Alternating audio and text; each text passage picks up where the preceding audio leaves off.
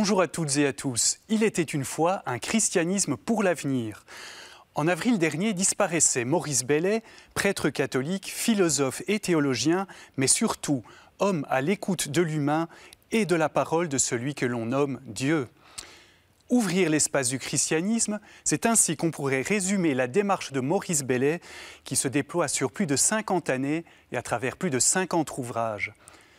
Ouvrir l'espace du christianisme, c'est également le titre du livre que lui consacre Myriam Tonus, qui a accompagné le parcours intellectuel et spirituel du théologien pendant de nombreuses années. Elle nous parle aujourd'hui de cette œuvre pionnière qui contribue à renouveler la foi chrétienne en profondeur.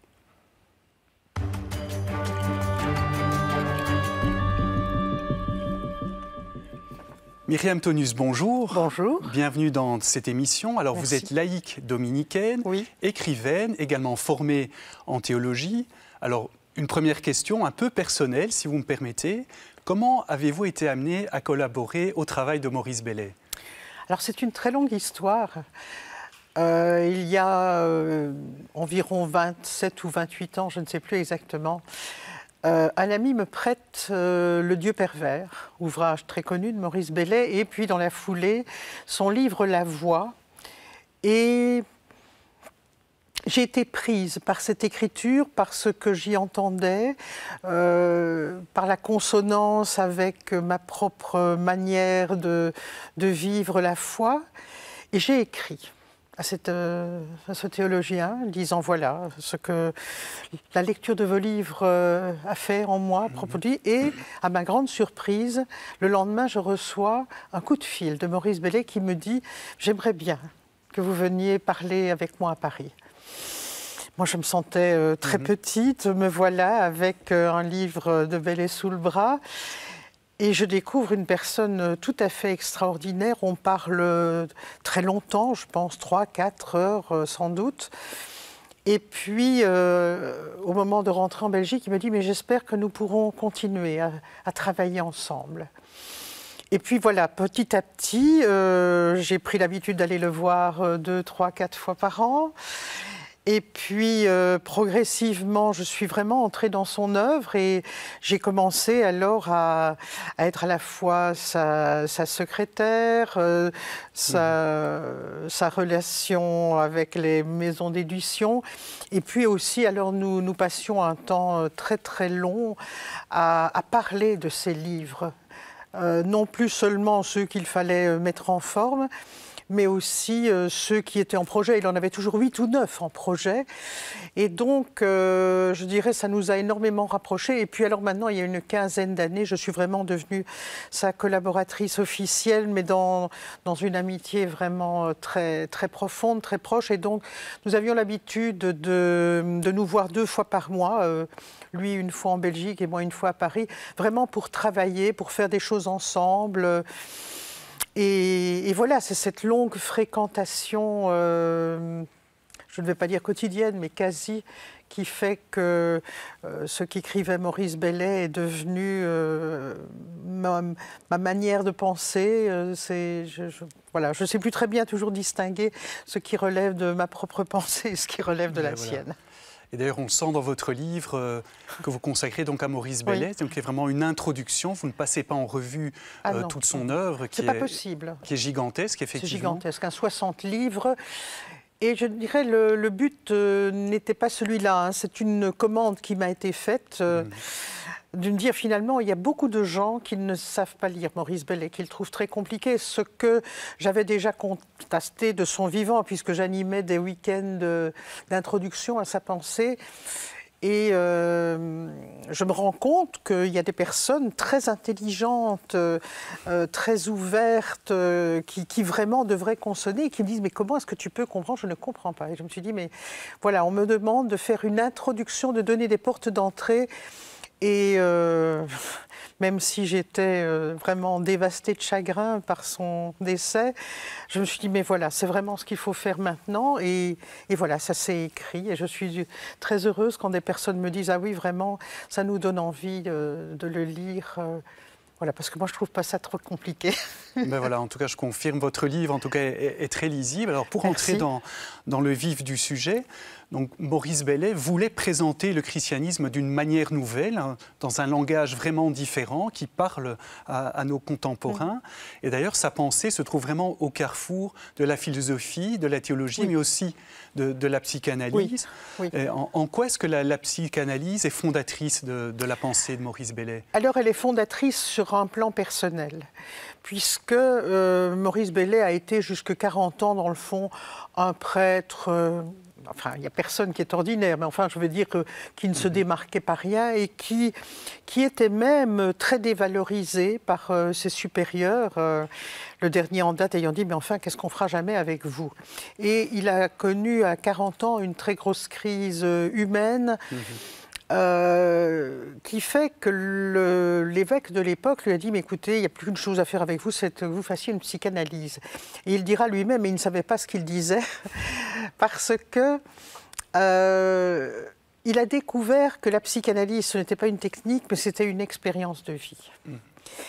Et cette expérience, c'est la rencontre entre une parole, celle, comme on dit, de l'analysant, c'est-à-dire de la personne là, qui vient se déposer, et une écoute absolument bienveillante, non jugeante, qui se contente, si on peut dire, d'entendre à travers les mots qui sont déposés par une personne une histoire qu'elle-même n'arrive pas à se raconter.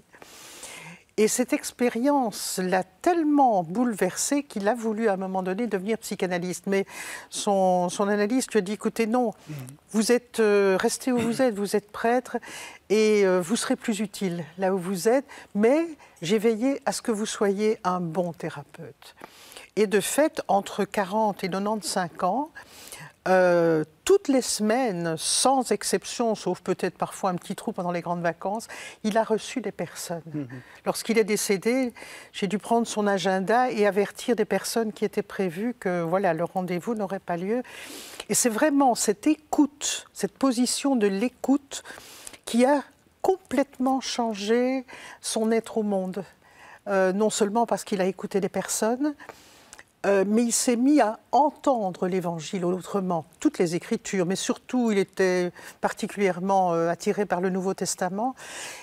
Et cette double écoute fait qu'il a découvert une espèce de, non pas de coïncidence, mais de rencontre entre une parole dite par la Bible, et il invite, ce qui est évidemment très neuf, à écouter les Écritures comme un analyste écoute l'histoire d'une personne. Et c'est vrai que quand on entre dans ce tout autre principe, ça ouvre les Écritures d'une manière extraordinaire.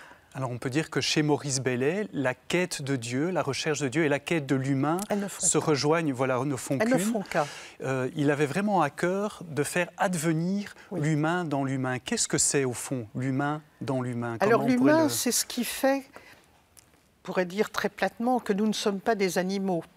C'est-à-dire que il avait l'habitude de dire tout ce que fait un être humain, manger, s'habiller, faire ses besoins, il ne les fait pas comme les animaux. Il y a en l'humain quelque chose qui ne le place pas au-dessus des autres, mais il habite le monde autrement. Alors, la rencontre, c'est qu'il est habité d'un souffle. C'est qu'il a en lui quelque chose que n'ont pas les animaux, qui sont des êtres vivants, bien entendu, qui doivent être protégés. Mais l'être humain, en plus, est un être de parole. Et donc, il a cette capacité de dire le monde, de s'écouter lui-même et surtout, bien sûr, de tenir parole avec ses semblables. Et c'est cette humanité qui l'exauce, avec un H, au-dessus de ses passions, au-dessus de ses instincts, de sa propre violence, qui reste là. Nous sommes des animaux, ça, il ne l'a jamais nié, mais nous sommes capables de traverser toute cette épaisseur qui est en nous, exactement comme en analyse, on traverse une épaisseur de vie, d'histoire, pour advenir à ce que les philosophes appellent un soi, qui n'est pas le moi, mon petit ego, mais qui est vraiment ce que nous sommes en vérité, et qui était pour Maurice quelque chose d'intangible. Quand on parle de la dignité de l'être humain, lui, il appelait ça le point de lumière qui se trouve dans toute personne, quelle qu'elle soit. Et Dieu sait que dans les personnes qu'il a reçues, il y avait des histoires très lourdes, pas toujours très belles, parfois même franchement atroces. Mais il dit en tout être humain, rien n'est jamais entièrement perdu. Et ça, c'est évidemment un message qui consonne alors de manière évidente avec la fine pointe de la parole évangélique. Alors, la parole, justement, est quelque chose donc d'essentiel pour Maurice Bellet. Il parle de parole primordiale, oui. de parole inaugurale, oui. Une parole qui est capable de faire advenir oui. l'homme, l'humain oui. à lui-même. Qu'est-ce que c'est que cette parole? D'où vient-elle? Que dit-elle? Alors là encore, il faut joindre l'humain et le divin, si on veut comprendre les choses. Qu'est-ce qui fait qu'un petit enfant advient à son soi, d'abord à être un petit humain? C'est parce que, on peut l'espérer, en tout cas, lui a été dite, sous une forme corporelle peut-être, une parole première qui est « Je suis heureuse que tu sois là ». Et on sait, et évidemment, un analyste ou n'importe quelle personne qui écoute ses frères et sœurs humains sait combien un tout petit qui n'a pas reçu cette parole aimante, qui peut être des gestes, des caresses, qui n'est pas accueilli, qui n'est pas désiré, ou qui a été privé pour une raison ou une autre de cette parole, il y a dans sa vie une espèce de béance, de trou, dont il aura beaucoup de mal à pouvoir émerger. Donc, notre humanité, ce qui nous donne l'autorisation finalement d'être là, c'est la parole première que nous ont donnée nos parents, on peut l'espérer, ou au moins d'autres personnes qui en tiendront lieu.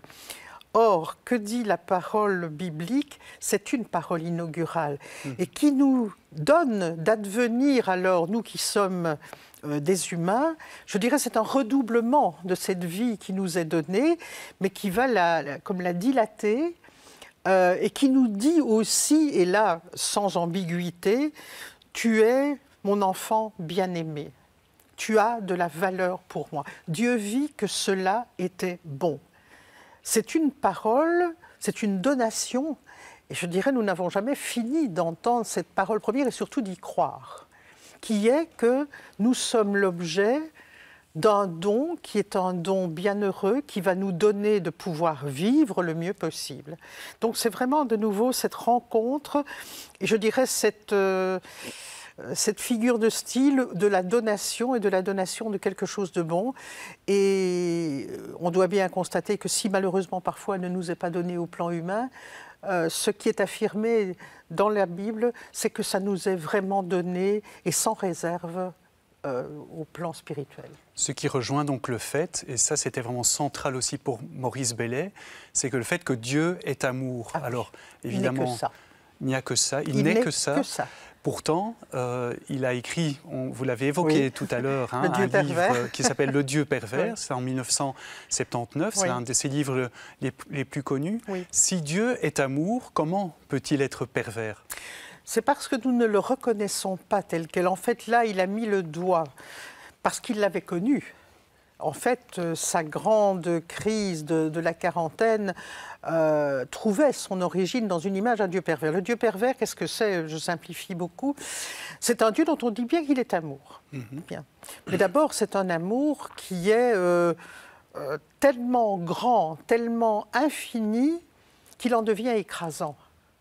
Un peu comme ces parents qui n'arrêtent pas de vous dire qu'ils vous aiment et tout ce qu'on fait pour toi, qui fait que l'enfant va finir par se sentir écrasé et que très souvent, malheureusement, ça se termine par « avec tout ce qu'on a fait pour toi ». Et donc, il y a à la fois, et c'est vrai que le christianisme, sans doute moins aujourd'hui, mais ce n'est pas non plus tout à fait disparu, affirme que l'homme est pécheur. Et pécheur, c'est-à-dire mauvais. Et donc indigne de cet amour infini dont il est l'objet. Et donc l'être humain se trouve littéralement enfermé dans une forme de culpabilité dont il ne peut pas sortir. C'est impossible. Et il est en dette, alors quand en plus on y joint des lectures, parce que ce sont des lectures de la Bible disant « Jésus-Christ est mort, il a versé son sang parce que le Père a voulu qu'il donne sa vie », alors quel est le parent ? Et c'est vrai que ça, c'est sans doute une des choses qui fait que j'ai été frappée par ce livre. J'ai eu 4 enfants Et je me suis toujours dit, mais comment peut-on imaginer qu'un Dieu serait à ce point ulcéré par les bêtises que font ses enfants, qu'il va aller demander au plus petit, à celui qui n'a rien fait, de dire, ben, écoute, tu vas payer pour tous les autres. Enfin, un parent comme ça serait un parent pervers. Et donc, c'est vraiment cette identification d'un amour qui, au lieu de libérer, au lieu de faire grandir, est un amour qui culpabilise, qui enferme et qui, quelque part, tue. C'est ça, le Dieu pervers. Et il en a eu, jusqu'à la fin de sa vie, des exemples, mais humainement dramatiques, de personnes qui, je dirais, qui en crèvent, hein, d'être prises dans cette culpabilité. Alors Myriam Tonus, comment sortir de cette image, de cette représentation du Dieu pervers? Alors il faut, exactement comme en analyse, laisser venir tout ce qui vient et oser, ne fût-ce que ça, oser dire « moi ce Dieu-là, j'en veux plus ». Alors tu dis « enfin, non, je n'en veux plus ». Et partir de ce que Maurice Bellet appelait le principe évangile. Qu'est-ce que c'est le principe évangile? C'est que si les Écritures sont une parole pour la vie, si nous ne les entendons pas bien, si ça provoque en nous de la tristesse, de la culpabilité, du rejet, ce n'est pas que ce qu'elles disent est mauvais, c'est que notre oreille n'entend pas bien. Et notre oreille, elle peut tout déformer. Et donc, pour sortir de là, il faut peut-être consentir à réécouter à neuf les Écritures, essayer de faire le vide de ce que nous croyons savoir, de nos représentations de Dieu, et d'entendre cette parole comme si on ne l'avait jamais entendue. Et de l'entendre. Alors Maurice parlait de la manière dont Freud écoutait les mythes d'Oedipe, et moi je lui disais souvent, mais tu ne penses pas que les contes de fées seraient un bon exemple? Il m'a dit oui. Oui, c'est vrai, je n'y avais pas songé. Un enfant qui écoute Le Petit Poucet, c'est atroce. Tous les contes de fées sont atroces. C'est des questions de meurtre, de mauvais parents, d'ogres, de poison, de malheur. Et l'enfant qui entend Le Petit Poucet va s'endormir comme un bienheureux. Et le lendemain, il va redemander. On lui raconte une deuxième, une troisième, une quatrième fois. Qu'est-ce qui se passe? L'enfant entend derrière les mots, les images, quelque chose qui lui dit, mais ce n'est pas dit comme ça. Tu es petit, mais tu vas t'en sortir. Tu es petit, mais tu as les ressources. Tu es petit, et c'est vrai que le monde est dur, comme une forêt sombre. C'est vrai que les adultes ne sont pas toujours très fiables, mais tu vas t'en sortir, tu as des alliés. C'est tout ça que l'enfant entend dans le conte de fées. Et quand on se met à entendre les Écritures, dont je ne dis pas que c'est un conte de fées, tant s'en faut, on entend des choses qui sont par-delà les mots, par-delà les images du jugement dernier, des flammes de la géhenne, que sais-je, moi, bon, ces images dont même des chrétiens aujourd'hui ne veulent plus entendre parler. Et on se dit, mais c'est vrai que c'est une parole qui donne la vie. C'est vrai que c'est une parole qui nous met du souffle. C'est vrai que c'est une parole qui donne d'avancée, qui libère. Mais pour ça, il faut vraiment avoir une autre approche et ne plus faire des Écritures un objet que l'on commente, qu'on étudie, etc. Une parole qu'on écoute. Alors, la Bible contient une parole libératrice, en tout cas, on peut l'entendre, mais on ne peut pas nier qu'il y a aussi une forme de violence, même dans les évangiles. Et pour en revenir à ça, justement, la mort du Christ sur la croix, c'est violent. Alors, comment comprendre cette violence qui est présente? Alors, c'est la violence de la vie. C'est-à-dire que même si dans le christianisme, on a un peu tendance parfois à... Excusez-moi, je vais être c'est une violence, là, ce que je vais faire, mais je dirais tendance bisounours. Tout va bien, on est gentil, on est frères, Dieu nous aime, c'est notre ami. Il y a ce que les philosophes appellent le tragique de la vie. Non, la vie n'est pas toujours belle. Oui, il y a du malheur, et des malheurs profonds, et des injustices. Et oui, il y a en nous des blessures, des parts inavouables. On a tous et toutes des caves, des greniers, des endroits où on a du mal à descendre nous-mêmes. Et précisément, si on ne fait pas ce travail humain de traverser cette violence qui est en nous et autour de nous, on n'arrivera jamais à devenir qui l'on est. Et la mort du Christ Alors, je voudrais dire, elle est essentielle, non pas parce qu'il fallait racheter l'humanité perdue depuis Ève, bien sûr. Et Adam aussi, quand même, un petit peu. Un petit peu Adam aussi, quand même. Oui, quand même. Hein, merci, merci. La traversée, c'est le mouvement même de la vie. On doit traverser des épreuves, on doit traverser des maladies, on doit traverser des deuils, on doit traverser des échecs. Et finalement, la figure du Christ, alors pour Maurice Bellet, le Christ, c'est l'un d'entre nous d'abord. C'est un homme, et il insistait toujours, c'est un homme, mais un homme qui a réussi à allier l'amour, à incarner, à être habité par cet amour inconditionnel et infini, sans condition de Dieu, au point de traverser et de se laisser rattraper, si j'ose dire, par cette violence. Mais en disant, et c'est vrai qu'on n'y pense pas souvent, sa dernière parole, « Père, pardonne-leur, ils ne savent ce qu'ils font », et il disait, c'est très curieux, c'est la parole d'un thérapeute. Le thérapeute dira toujours, il a fait cela, il a tué, bon, il ne savait pas ce qu'il faisait. Et, dit-il, au lieu d'introduire le péché, c'est de dire, non, c'est la fin du péché mortel, comme on l'appelait. On est malheureusement des inconscients. Et donc, la figure du Christ, ce qu'elle montre, c'est qu'on peut être un grand vivant, parce que si l'on aime envers et contre tout, et ce n'est pas un amour, là j'insiste, émotif, affectif, notre amour un peu sirupeux, là, qu'on tartine dans les chansons. Si on aime vraiment ce que l'agapé, qui est le terme évangélique grec qu'on trouve dans les Écritures, si on aime ainsi, même la mort ne vous tue pas. Alors oui, elle tue le corps, bien sûr qu'on meurt, mais ce qu'il y a de plus profond en nous, notre identité la plus profonde, elle n'est pas détruite. C'est ça que dit la mort du Christ. Et donc, si parfois on a envie de dire, voilà, Jésus, il est né, c'est Noël, alléluia, puis alléluia, c'est Pâques, la traversée, elle est où? Voilà. Et donc, Maurice détestait les crucifix doloristes. Il détestait la souffrance. Il dit, c'est l'horreur. La mort du Christ, c'est l'horreur, mais en même temps, c'est le triomphe de la vie et de l'amour. C'est l'affirmation que l'homme est capable de traverser cet innommable, cette violence absolue, comme il l'appelle, et que ça, la mort ne peut rien contre elle. Et donc le Christ a traversé ce que Maurice Bellet appelle aussi l'en-bas. C'est un mot très très fort. Et on lui a reproché, hein, parfois, on lui a reproché ce qu'on appelait, certains détracteurs disent oui, mais vous avez une complaisance pour l'en-bas. C'est-à-dire, c'est cet état où l'humain se trouve derrière ses masques, derrière ses positions, là où il est face à lui-même, ou dans des détresses absolues, des détresses dont il n'arrive pas à sortir, des détresses qui l'engloutissent. Mais quand on dit ça, reprocher à quelqu'un de parler de l'en-bas, c'est ignorer ce qu'est la condition humaine. Je pense, vous savez, j'ai été pendant 5 ans aumônière d'un hôpital psychiatrique. Dès que je poussais la porte, je savais que j'allais rencontrer l'en-bas. Si vous entrez dans une prison, vous savez que vous rencontrez l'en-bas.